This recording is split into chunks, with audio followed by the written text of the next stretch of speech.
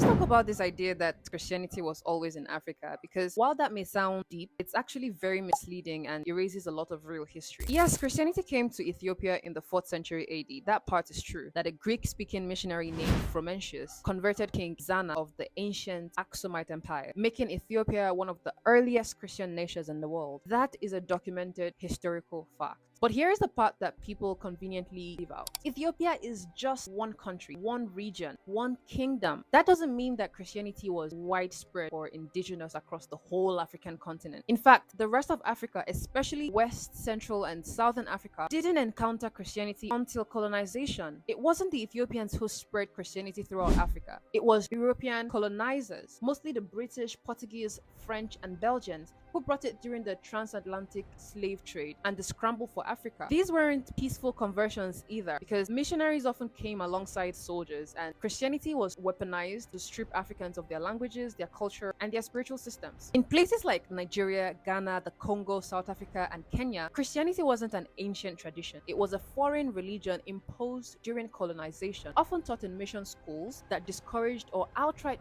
banned traditional beliefs and practices. So when people say Christianity was always in Africa, what they're really doing is pointing to Ethiopia and ignoring the colonial violence and cultural erasure that brought Christianity to the other 90 to 95% of the continent. Yes, Ethiopian Christianity is ancient and unique, but the version of Christianity that dominates the African continent today, that's the one with the mega churches, the prosperity gospels, the imported doctrines, is not from Ethiopia, it's from Europe. So let's stop rewriting history to protect religious pride. Africa is not a monolith, and Christianity was not always ours. And frankly, I think it's time to give it back to where it came from.